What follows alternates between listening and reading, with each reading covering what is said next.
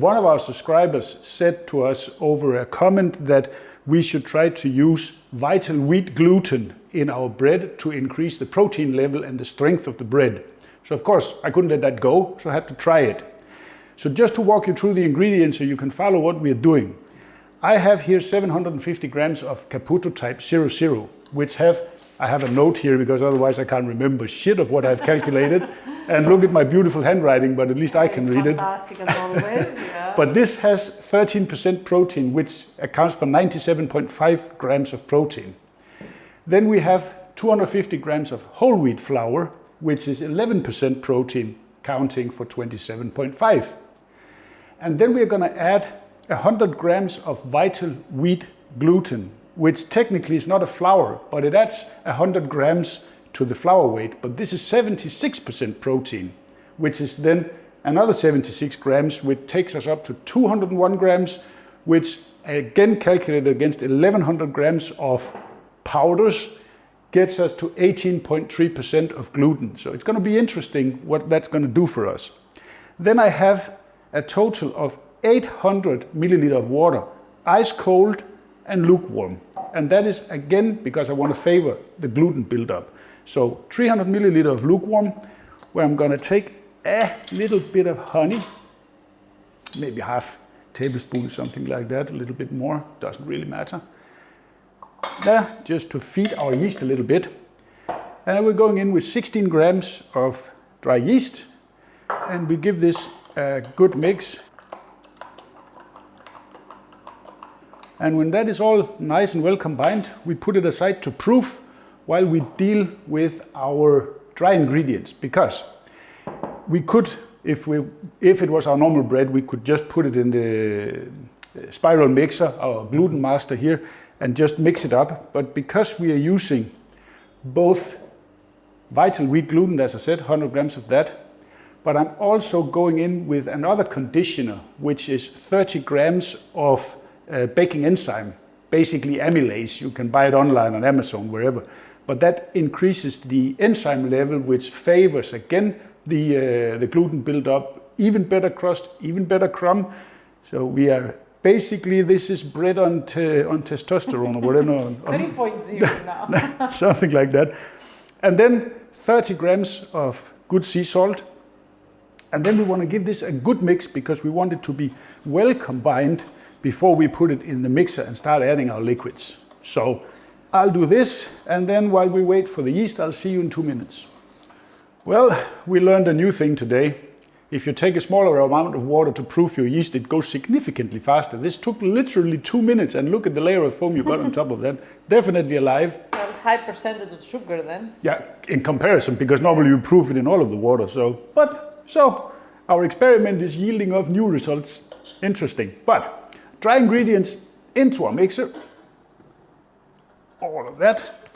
And this to a side or in front. And then we go in with our yeasted water. And all the nice foam. Don't forget that. That's the cafe latte. Take that in. And then we want to start it up. Set it at around 20 minutes, then we see. Get that mixing. And then we're going to stream in slowly our ice cold water. And this is because the problem is if you proof with lukewarm water all of it, that doesn't favor gluten. Gluten likes cold and yeast likes warm, so it's a little bit counterproductive. So that's why we're doing this. So there is some reason behind the madness. Let's see the result first. Well, it is an experiment. So all of it in, and then we're just gonna let this go for 10, 15, maximum 20 minutes and feel the ball once in a while. You don't want the dough to get warm because then the gluten will start collapsing again. So keep an eye on it, but let's say 15, so see you then. Well, that was super quick. The mixer has been going less than 10 minutes and we already have a super strong dough. The ball is clean, everything is good. So already here, this is half the time of normal kneading in the spiral mixer. So bumping it up to 18% definitely made a difference. Bit of olive oil, not much. Just a little bit on your hands, a little bit on the surface here, so we can get out My God, look at this. Wow, that looks impressive. It came out in one go. I'm really amazed. I mean, this is like insane. So the trick works so far? Well, so far, definitely, yes. So now we have to make this into a taut round ball. Normally, as we try to do, is tighten up the ball. It becomes all on its own. I mean, it's amazing. No, this is like, this is magic. No, this, I have to shape it by this. I cannot do my usual dog walking dough thing here. It's simply, this is like insane strong. So anyway, so we just make a nice taut round ball then with our hands. We have to change method depending on what we're doing, but I can already say this is working. This is super, super strong. I mean, look at this. It seems so, yeah. So then we take our ball, a little bit of oil in the bottom, just so nothing sticks. Spin it with your fingers, like this. And then we're gonna put our beauty down here. And then we're gonna cover it up and leave it for, in this temperature in the room is around 24 degrees, so probably 45 minutes. And then they will double in size, and then we're ready to shape our loaves. As I said, exactly 45 minutes. So that's just beautiful, big and nice and super strong. So now it's time to shape some loaves. And that's a pretty simple process because we don't worry about air in the dough right now. We are simply going to split it in the middle here. Wow, this is strong. This is insane. You can't even split it. It's insane. Wow. And then we simply form two classic boules, as they're called. So just get it all tucked into a taut round ball, and then make sure that the seam in the bottom is nice and tight just by pinching it all together. And then if there are any air bubbles, just pop them because we don't need that right now. Second loaf, do the same. It's a very simple process. It's my standard bread. I always make this, and that's why it's good to make experiments with, because I know the process in and out. And it is the best of the breads we make. I agree. It beats even pan de cristal. Yeah, for my taste at least. And now, again, pop these, just pop them. We give it just a slight bit of olive oil on both loaves here, just to cover the surface so they don't dry out. You want them to build a little bit of a skin, but you don't want them to make a very thick skin. That doesn't make it nice. So a little bit of oil, take our bowl, put it on top, the second one. And now we're going to let these rise for probably again 45 minutes until they are again probably double in size, but until they bounces back the right way. I'll show you how we check that when they're proofed correctly. So see you in about 45. 45 minutes in, let's see how they look. Ooh-hoo. They look beautiful. Now comes the trick to checking this, and I don't know if you can see it, but when you poke it like this, it bounces back but still leaves an indentation. If you do that and it rigorously bounces back and it looks like before, then it's not ready yet, then it's not proofed. So these are perfect, still leaves a little bit of an indentation.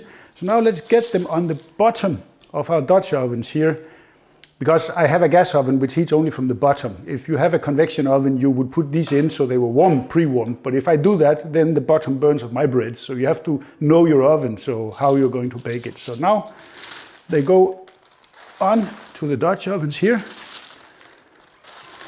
We move them in the middle so you can see what's gonna happen. They look really, really good.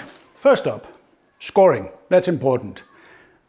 Sharp knife or one of these little puppies there, I find them convenient with the razor blades, but now we're gonna give it a nice score here, pretty deep, so we decide how the bread will expand when it gets in the oven.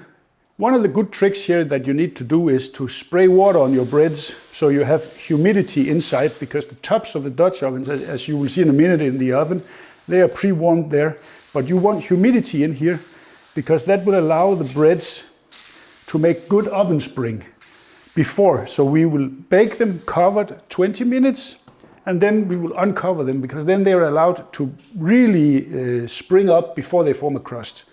And now for a taste trick, coarse sea salt, fleur de sel over top. That gives such a wonderful little salty kick to the crust when you bite into it. It's just the best touch it is. in your bread.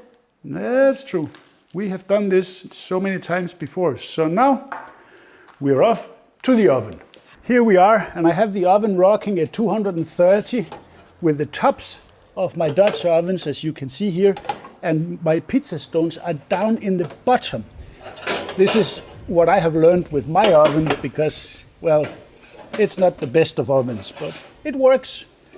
It does the job. It does the job. Pretty good, I would exactly. say. So, in they go, 20 minutes, then we uncover and bake them finished. Let's see if we did well or we didn't. That's always interesting. That is oven spring, friends. That is oven spring. So now we're going to let this go, I would say another maybe 20-25 until they are nice and crusty golden brown. And that's about half an hour. So let's see how they're doing. And they are looking just 100% gorgeous. So now we just have to let them cool down a bit so we can do a taste test. There we have our beauties. I mean, look at that. It's just gorgeous. I mean, perfect. Listen to that. It's perfect. Let's see how they look on the inside to see if we did well. Mind you, this is sandwich bread. We are not going for an open crumb structure here. It's not pain de cristal. Listen. Listen to that, baby. Wow. And look at that. If that is not gorgeous sandwich bread, I don't know what is. It's fantastic. Let me cut a little bit here for me. I mean, the crust is so flaky, it's amazing. And this is what you want. But look here, look. Yeah. It's very strong, very nice. Fantastic. I mean, the crust is super, but the crumb looks so good. So extra virgin olive oil, you cannot but dip in that. It's the best there is.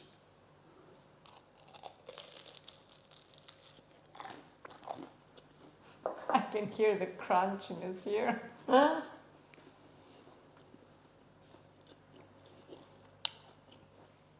That is so flavorful and fantastic texture. This is the perfect sandwich bread. I'm a bread genius. What can I say?